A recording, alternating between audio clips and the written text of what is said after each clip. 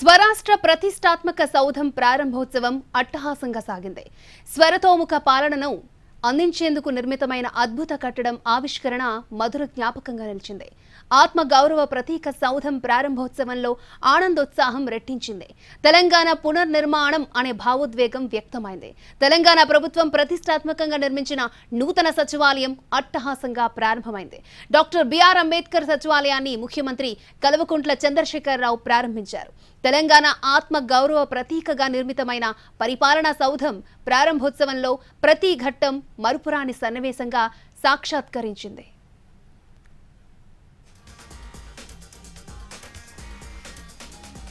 అత్యాధునిక వసతులతో నిర్మించిన రాష్ట్ర పరిపాలనా సౌధాన్ని ఈ మధ్యాహ్నం సింహలగ్న ముహూర్తంలో సీఎం కేసీఆర్ ఆవిష్కరించారు. సచివాలయ ప్రధాన ద్వారాన్ని ఆయన ప్రారంభించారు. సింహద్వారం వద్ద ఏర్పాటు చేసిన శిలాఫలకాన్ని ఆవిష్కరించారు. తర్వాత రిబ్బన్ కట్ చేసి సచివాలయంలోకి ప్రవేశించారు సీఎం కేసీఆర్. ఆయన వెంట మంత్రి ప్రశాంత్ రెడ్డి, సిఎస్ శాంతికుమారి, డీజీపీ అంజనీ కుమార్, ఇంజనీర్లు ఉన్నారు.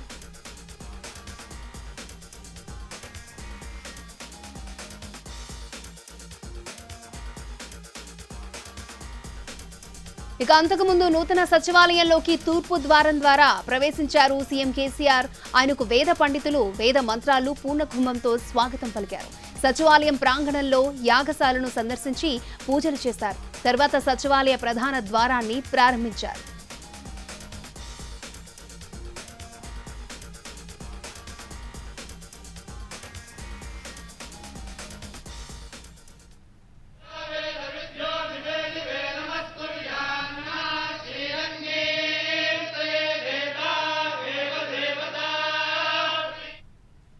మధ్యాహ్నం 1:15 కేసీఆర్ కాన్వాయ్ సచివాలయానికి చేరుకుంది. సరిగ్గా 1:33 తన ఛాంబర్లోకి అడుగుపెట్టారు సీఎం కేసీఆర్. 6 దస్త్రాలపై సుముహూర్తంలోనే సంతకాలు చేశారు సీఎం. అంతకుముందు సచివాలయం బయటే కారు దిగిన సీఎం కాలినడకన యాగశాలకు వెళ్లారు. అక్కడ జరిగిన పూర్ణాహుతిలో పాల్గొన్నారు. యాగశాల నుంచి సచివాలయ ప్రధాన ద్వారానికి చేరుకున్నారు. ఈ సందర్భంగా పోలీసుల గౌరవ వందనాన్ని స్వీకరించారు సీఎం కేసీఆర్.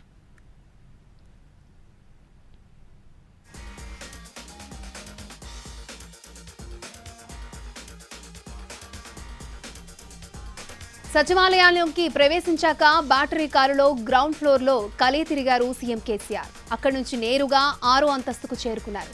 నిర్ణీత ముహూర్తంలో తన కార్యాలయంలోకి అడుగుపెట్టిన ఆయన తన సీటులో ఆసీనులయ్యారు. ఆయనకు వేద పండితులు ఆశీర్వచనాలు అందించారు.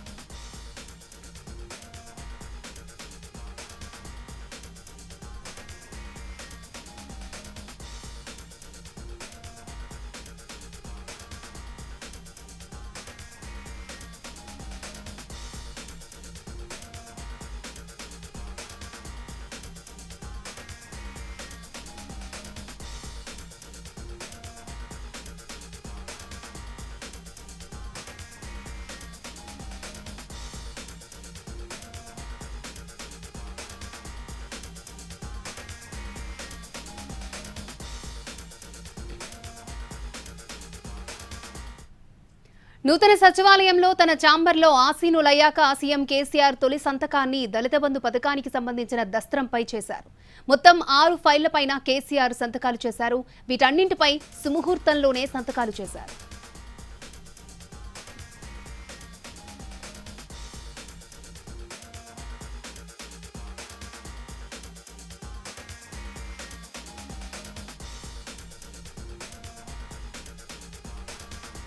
ముఖ్యమంత్రి కేసీఆర్ సంతకాలు చేసిన 6 ఫైళ్లలో మొదటిది దళిత బంధు పథకం దస్త్రం.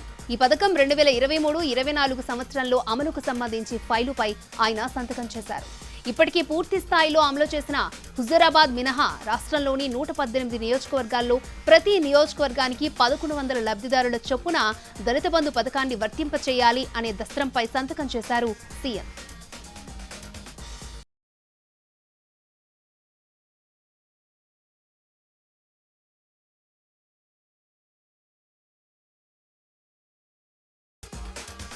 కేసీఆర్ రెండో సంతకం పోడు భూముల పట్టాల పంపిణీకి సంబంధించిన ఫైలుపై చేశారు. మే నెల నుంచి జిల్లాల వారీగా పోడు పట్టాల పంపిణీ కార్యక్రమాన్ని చేపట్టనున్నారు. ఇందుకు సంబంధించిన దస్త్రంపై సంతకం చేశారు కేసీఆర్. అలాగే సీఎంఆర్ఎఫ్ నిధుల లబ్ధిదారులకు సంబంధించిన ఫైలుపై గర్భిణీలకు పౌష్టికాహారం కోసం అందించే కేసీఆర్ న్యూట్రిషన్ కిట్ కు సంబంధించిన దస్త్రాలపై సంతకాలు చేశారు. ఇటు కాంట్రాక్ట్ ఉద్యోగుల ఫైలుపై సంతకం చేసి ఆ ఉద్యోగుల్లో సంతోషాన్ని నింపారు కేసీఆర్. ఇచ్చిన మాట నిలుపుకున్న ముఖ్యమంత్రికి ప్రత్యేక కృతజ్ఞతలంటూ హరీష్ రావు ట్వీట్ చేశారు.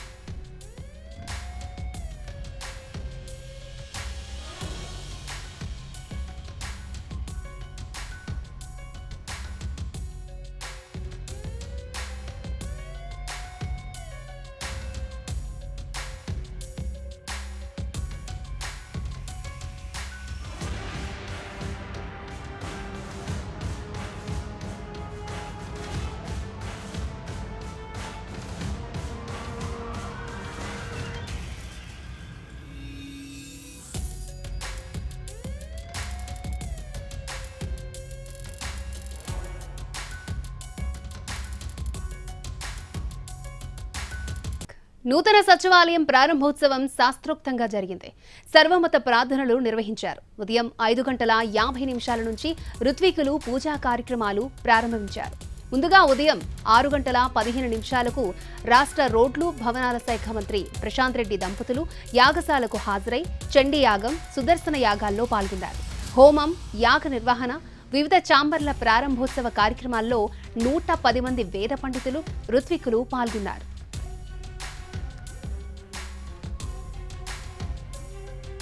సచివాలయాన్ని ప్రారంభిస్తున్న సమయంలో అన్ని రకాల సంప్రదాయాలతో పూజలు నిర్వహిస్తున్నారు. ప్రార్థనలు కూడా జరుగుతున్నాయి.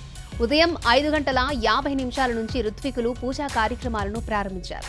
ఉదయం 6:15 రాష్ట్ర రోడ్లు భవనాల శాఖ మంత్రి ప్రశాంత్ రెడ్డి దంపతులు యాగశాలకు హాజరై చండీ యాగం, సుదర్శన యాగాల్లో పాల్గొన్నారు.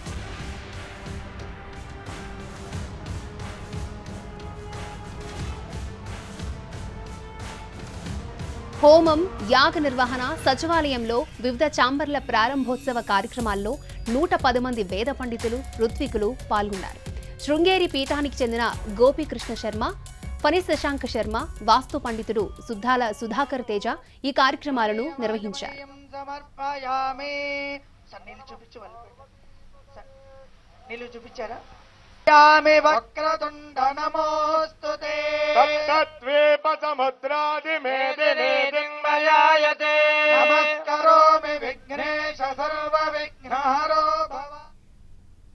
సీఎం కేసీఆర్ తన ఛాంబర్లో ఆసీనులైన సందర్భంగా యాదాద్రి ఆలయానికి సంబంధించిన కాఫీ టేబుల్ పుస్తకంతో పాటు కవిత నీరాజనం పుస్తకాన్ని ఆవిష్కరించారు. ఈ సందర్భంగా ఆలయ ఈవో గీత యాదాద్రి లడ్డూను ఆయనకు అందించారు. తర్వాత సీఎం కేసీఆర్ కు పలువురు మంత్రులు, ఉన్నతాధికారులు, ఐఏఎస్, ఐపీఎస్ అధికారులు, సచివాలయ ఉద్యోగులు శుభాకాంక్షలు తెలిపారు.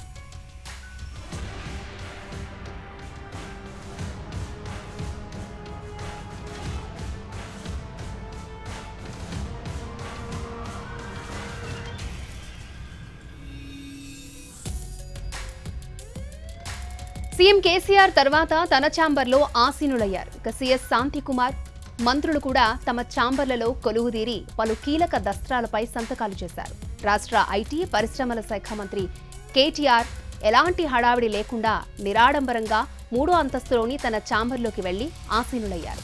ఈ సందర్భంగా జీహెచ్ఎంసీ ఆధ్వర్యంలో నిర్మిస్తున్న డబుల్ బెడ్రూమ్ ఇళ్ల కేటాయింపునకు సంబంధించిన మార్గదర్శకాలపై కేటీఆర్ సంతకం చేశారు.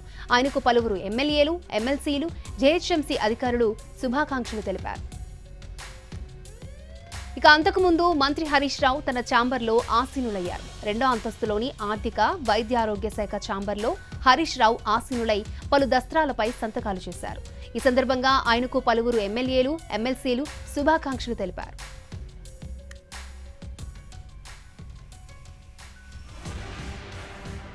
నూతన సచివాలయంలో 1వ అంతస్తులో తన ఛాంబర్లో రాష్ట్ర విద్యాశాఖ మంత్రి సబితా ఇంద్రారెడ్డి ఆసీనులయ్యారు.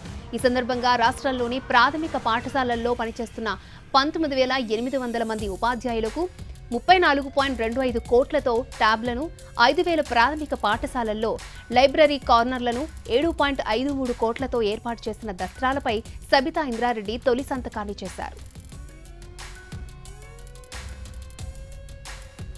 నూతన సచివాలయం 4వ అంతస్తులోని తన ఛాంబర్లో రాష్ట్ర దేవాదాయ శాఖ మంత్రి ఇంద్రకరణ్ రెడ్డి ఆసీనుడయ్యారు. ఈ సందర్భంగా గ్రేటర్ హైదరాబాద్ పరిధిలోని 4 జిల్లాల్లోని 100 ఆలయాలకు ధూపదీప నైవేద్య పథకం వర్తింపచేసే దస్త్రంపై మంత్రి ఇంద్రకరణ్ రెడ్డి తొలి సంతకాలు చేశారు. భక్తుల ఆరోగ్యాన్ని దృష్టిలో పెట్టుకుని ప్రధాన దేవాలయాల్లో మిల్లెట్ ప్రసాదాన్ని అందుబాటులోకి తెచ్చే దస్త్రంపై కూడా సంతకం చేశారు. నూతన సచివాలయం 2వ అంతస్తులోని తన ఛాంబర్లో రాష్ట్ర పశుసంవర్ధక మత్స్యశాఖ మంత్రి తలసాని శ్రీనివాస్ యాదవ్ ఆసీనులయ్యారు. ఈ సందర్భంగా శాస్త్రోక్తంగా పూజలు నిర్వహించారు మంత్రి తలసాని దంపతులు. ఉచిత చేప పిల్లల పంపిణీ కార్యక్రమానికి సంబంధించిన దస్త్రంపై మంత్రి తలసాని తొలి సంతకాలు చేశారు. రాష్ట్ర రోడ్లు భవనాల శాఖ మంత్రి వేముల ప్రశాంత్ రెడ్డి తన ఛాంబర్లో ఆసీనులయ్యారు. ఈ సందర్భంగా పలు దస్త్రాలపై ప్రశాంత్ రెడ్డి సంతకాలు చేశారు. అనంతరం శాసనసభ స్పీకర్ పోచారం శ్రీనివాసరెడ్డి ఆశీర్వాదం తీసుకున్నారు ప్రశాంత్ రెడ్డి. అంతకుముందు తన ఛాంబర్లో నిర్వహించిన ప్రత్యేక పూజా కార్యక్రమాల్లో ప్రశాంత్ రెడ్డి దంపతులు పాల్గొన్నారు.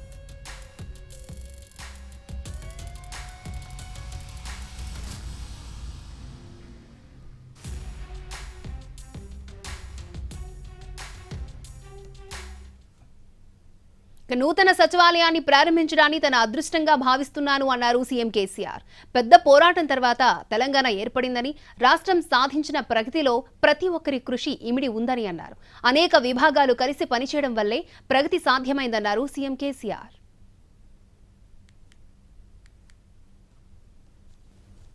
అతి అద్భుతంగా రూపుదిద్దుకొని తెలంగాణ పరిపాలనకు గుండెకాయగా, పరిపాలనా కేంద్రంగా అత్యంత శోభాయమానంగా నిర్మించబడి ఈరోజు సచివాలయ భవనం నా చేతుల మీద ప్రారంభం కావడం నాకు జీవితంలో దొరికిన గొప్ప అదృష్టంగా నేను భావిస్తూ ఉన్నాను. కానే కావు, రానే రావు, మీకు నీళ్ళు ఎట్లా వస్తాయి, సాధ్యమే కాదు, Telangana is a backward reason అని చెప్పబడినటువంటి విషయాలు కూడా మనం చూసినాం. ప్లానింగ్ కమిషన్ ఆఫ్ ఇండియాలో కూడా ఎక్సెప్టింగ్ హైదరాబాద్ 9 జిల్లాలను కూడా బ్యాక్వర్డ్ రీజన్ కింద పెట్టిన చరిత్ర కూడా మనం చూసినాం. గౌరవ ప్రజాప్రతినిధులకి, నాతో పాటు 9 సంవత్సరాల కాలంగా పనిచేస్తున్నటువంటి ప్రతి ఒక్క ప్రభుత్వ అధికారికి, ఉద్యోగికి చేతులెత్తి నేను నమస్కరిస్తూ ఉన్నాను హృదయపూర్వకంగా. ఈరోజు తెలంగాణ సాధించిన ప్రగతి శిఖరాయమానంగా, శోభాయమానంగా నిలబడి ఉన్నటువంటి మన పరిపాలనా భవనం, మన సచివాలయం, ఇందులో ప్రతి ఒక్కరి కృషి ఇమిడి ఉందని చెప్పి నేను మనవి చేస్తూ ఉన్నాను.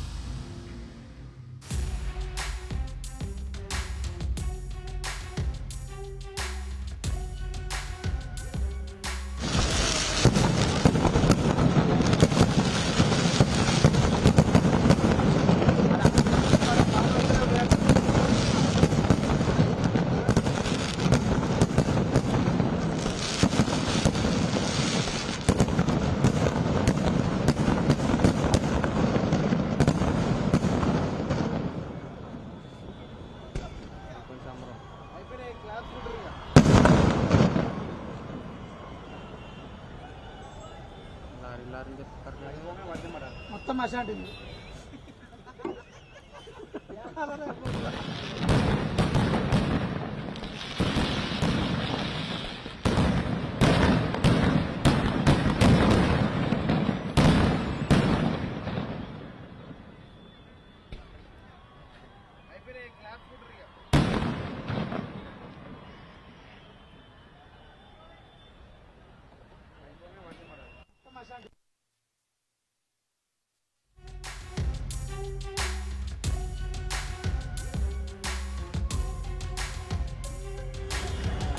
నాలుగు పక్కన పెట్టేసారు డ్రోన్.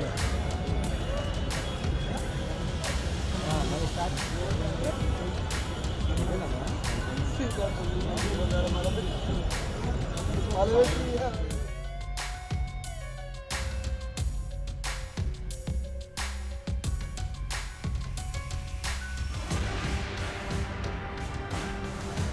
ఆదాయం తలసరి విద్యుత్ వినియోగంలో తెలంగాణ దేశంలోనే ముందుందన్నారు కేసీఆర్. తెలంగాణలో పర్ క్యాపిటా 3,15,000 రూపాయలుగా ఉందని చెప్పారు. ఇదే తెలంగాణ పునర్నిర్మాణమని కేసీఆర్ అన్నారు.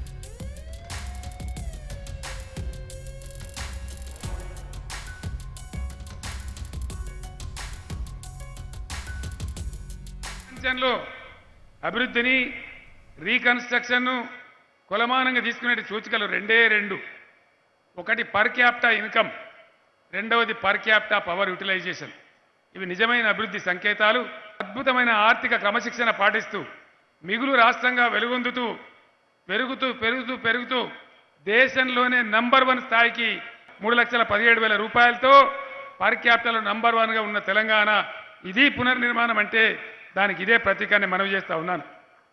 ఒకనాడు 1,100 యూనిట్లే ఉన్నటువంటి Telangana per capita power utilisation ఈరోజు 2,140 యూనిట్లతో భారతదేశంలోనే అగ్రభాగాన ఉన్నటువంటి పర్ క్యాపిటా యూటిలైజేషన్ తెలంగాణ పునర్నిర్మాణంలో భాగమని మనవి చేస్తూ ఉన్నాను. తెలంగాణ అవతరించిన తర్వాత కూడా పునర్నిర్మాణం కోసం మనం అంకిత భావంతో అడిగేసే సందర్భంలో కొందరు అర్భకులు తెలంగాణ యొక్క భావాన్ని, అర్థాన్ని, పునర్నిర్మాణ కాంక్షను జీర్ణించుకోవాలనేటువంటి పిచ్చి వాళ్ళు కొంతమంది కొన్ని కారుకూతలు కూడా కూశారు, కొన్ని పిచ్చి వాంతులు కూడా చేసుకున్నారు. తెలంగాణ రాష్ట్ర పునర్నిర్మాణం అంటే ఏంది, ఉన్నాయన్ని కూలగొట్టి మల్లగడతారా, మొత్తం తెలంగాణనే కూలగొట్టి మల్లగడతారా అని విపరీతమైనటువంటి దుర్మార్గమైనటువంటి కురుస వ్యక్తులు, మరుగుజ్జులు అటువంటి చిల్లర వ్యాఖ్యలు చేశారు. వాటిని వేటిని కూడా మనం పట్టించుకోకుండా ఈరోజు ఆకాశం అంత ఎత్తుకు ఎదిగిపోయింది నా తెలంగాణ రాష్ట్రమని నేను గర్వకారణంగా మనవి చేస్తూ ఉన్నాను. పునర్నిర్మాణం అంటే ఏంటో తెలియనటువంటి మరుగుజ్జులకు 4 మాటలు ఈ సందర్భంగా నేను చెప్పదలుచుకున్నాను. డెఫినెట్గా ఎండాకాలంలో కూడా మత్తలు దుంకే చెరువులే పునర్నిర్మాణానికి భాష్యం అదే అని ఈ సందర్భంగా నేను మనవి చేస్తూ ఉన్నాను. ఆనాటి సమైక్య రాష్ట్రంలో గోదావరిలో డబ్బు వేద్దాం, పైసలు వేద్దామంటే, రాగి నాణ్యం వేద్దామంటే నీళ్లు ఎక్కడున్నాయని వెతుక్కొని ఆ బ్రిడ్జి మీద నడిచి ఎక్కడనో చిన్నపాటి గుంతలో నీళ్లు దొరికితే రామగుండం దగ్గర ఆ గోదావరిలో రూపాయి బిల్లులు వేసేది. ఈరోజు అక్కడ రామగుండం పోతే తెలంగాణ ఇంజనీర్లు చేసినటువంటి అద్భుతమైనటువంటి engineering Marvel in the world's largest multipurpose lift irrigation scheme Rajat Kumar గారి ఆధ్వర్యంలో, వారి ఇంజనీరింగ్ బృందం ఆధ్వర్యంలో ఈరోజు శిఖరాయమానంగా ప్రపంచానికి తలమానికంగా వెలిగింది. ఇది పునర్నిర్మాణం అంటే అని నేను మనవి చేస్తూ ఉన్నాను. మంజీరా, మానేరు, హల్దీ, కూడవెల్లి వగైరా ఉపనదుల మీద కావచ్చు నిర్మించిన చెక్ డ్యాములు ఏప్రిల్, మే నెలలలో కూడా మత్తలు దుంకటమే మీ కళ్ళుండి చూడలేని కబోదులకు పునర్నిర్మాణానికి భాష్యం, అర్థం ఇదే అని చెప్పి నేను మనవి చేస్తూ ఉన్నా. ఈ సెకండ్ క్రాప్లో, ఈ యాసంగి పంటలో మొత్తం భారతదేశంలో ఉన్న వరి పైరు 94 లక్షల ఎకరాలు, 94 lakh acres. అందులో 56 లక్షల ఎకరాలు ఒక్క తెలంగాణలోనే ఈ సెకండ్ క్రాప్లో పంట పండుతున్నదని నేను సగౌరవంగా మీ అందరికీ తెలియజేస్తా ఉన్నాను. తెలంగాణ పునర్నిర్మాణం అంటే ఒక కాళేశ్వరం, ఒక పాలమూరు ఎత్తిపోతల. ఇది వాల్టి స్పెషల్ డ్రైవ్. నమస్తే.